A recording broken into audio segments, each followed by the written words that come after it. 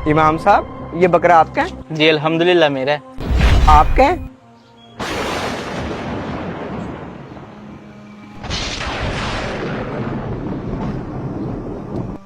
देखा तुमने, वैसे इमाम साहब कहते रहते हैं मेरी तनख्वाह 15,000 है, अब इन्होंने 50-60 रुपए का बकरा ले लिया। हाँ यार, 15,000 की तनख्वाह में बकरा लेना तो बड़ा मुश्किल काम है। फिर इमाम साहब के पास इतने पैसे आए कहाँ से? मैं बताता हूँ, सदर साहब कह नहीं रहे थे मस्जिद का चंदा दिन ब दिन कम होता जा रहा है। अब पता चला कहाँ गया चंदा।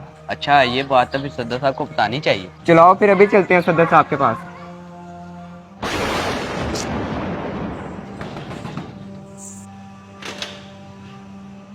हाँ जी।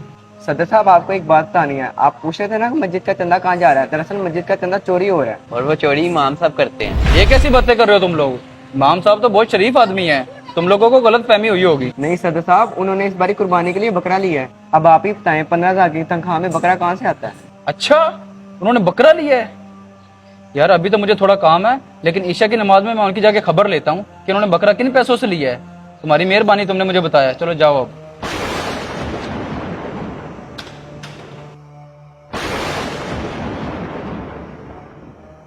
इमाम साहब, मैंने जो सुना है क्या वो सच है? आपने वाकई इस दफा ईद पे बकरा करना है? जी सदर साहब। कितने अफसोस की बात है इमाम साहब। मैं आपको क्या समझता था और आप क्या निकले। इसका मतलब जो मस्जिद का चंदा कम हो रहा है वो यहाँ इस्तेमाल हो रहा है। सदर साहब, आप मुझ पे चोरी का इल्जाम लगा रहे हैं। तो और क्या करूं? आपकी 15,000 रुपए तनख्वाह है, इस तनख्वाह में घर का खर्चा चलाना मुश्किल हो जाता है और आपने 50-60 हजार वाला बकरा ले लिया है। शर्म आनी चाहिए आपको इमाम साहब। शर्म तो आपको आनी चाहिए, जब आपको पता है कि 15,000 में किसी भी घर का खर्चा नहीं चलता, फिर भी आपने इनकी तनख्वाह 15,000 रखी हुई है। और रही बात बकरे की, तो मैं आपको बताता हूँ। इमाम साहब, आप हमारा इतना ख्याल रखते हैं, हमारे बच्चों को कुरान पाक पढ़ाते हैं, खुशी गमी में हमारे साथ होते हैं, तो इनकार ना कीजिएगा। मैं आपके लिए छोटा सा ये तोहफा लाया था, ये मेरी तरफ से आप तोहफा रखिए। भाईजान, ये तो आपकी मोहब्बत है, पर आपने ये तो अपनी कुर्बानी के लिए लिया होगा। नहीं इमाम साहब, मैं 5 बकरे लाया था, उसमें से एक आपको तोहफा दिया है।